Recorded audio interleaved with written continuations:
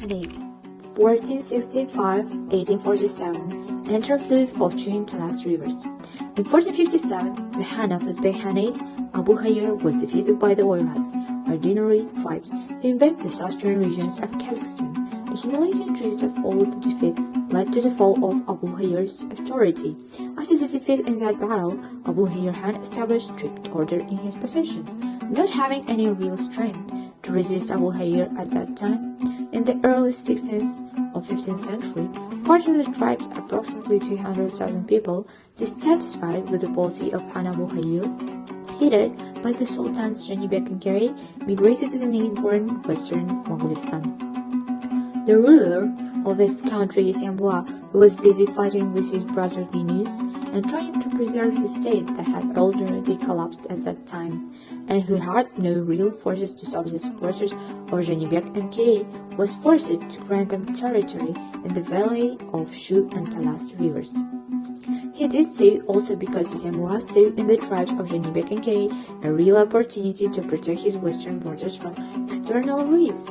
After the death of Yambua in 1462, the positions of Kiri and Janibek strengthened.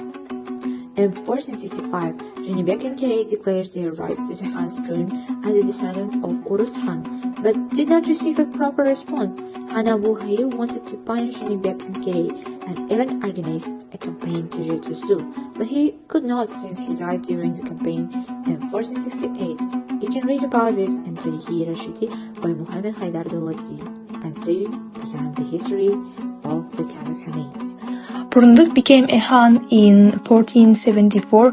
The sources describe the reign of Burunduk Khan with other names of the Khans mentioned as well, in which among the most authoritative was Kasim Khan, the son of Janibek Khan, who roamed around Lake Balkhash in the Karatal River. The Kazakh Sultan supported Kasim as well, since in every military campaign he earned a victory due to his nobility. Kasim Khan was the son of Janibek Khan. He ruled as the fourth Khan of the Kazakh Khanate from about 1511 to 1521. Allowed Kasim Khan to conquer all of modern Kazakhstan, much of modern-day Uzbekistan, and parts of southwestern Siberia, western China, and Kyrgyzstan. The Kazakh Khanate consistently controlled all of these lands until the 18th century, when they began suffering attacks from the Tsardom of Russia in the north. In 1538, Khan Khak-Nazar ascended to the throne of the Kazakh Khanate in the city of Sognak.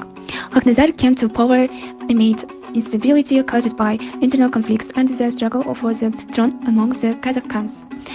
Under his leadership, trade developed, particularly along the Great Silk Road. In the mid-16th century, the Kazakhs occupied not only the middle reaches of the Sirdarya River, but also the pastures of Mogolistan. During Khak-Nazar's reign, Kazakh-Mongol relations were tense, and the Mughal Khans gained the upper hand in this struggle.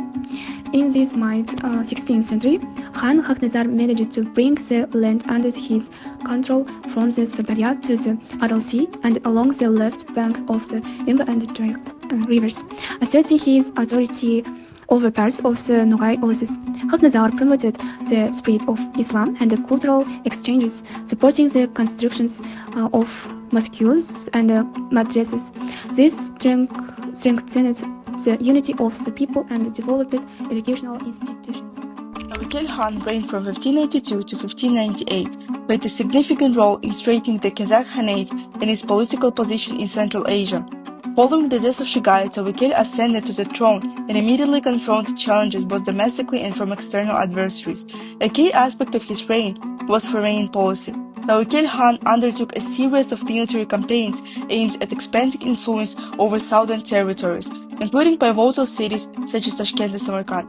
He assembled a large army and in the autumn of 1598 set out to conquer the cities of Central Asia.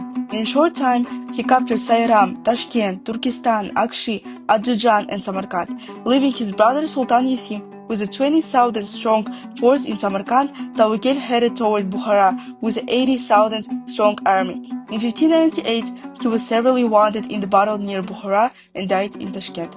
Tauekel Khan's policies aim to enhance the international status of Kazakh Khanate, expand its territory, and establish stable external governance, thereby allowing the Khanate to maintain its influence and emerge as a significant player in Central Asia.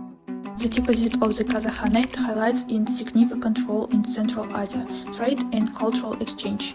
Its strategic location facilitated commerce along the Silk Route, promoting economic prosperity and interaction among diverse cultures. Ultimately, the Khanate's legacy is reflected in its contribution to the region's historical and cultural landscape. The formation of the Kazakh Khanate and the creation of the Kazakh statehood are one of the main stages in the history of the nation.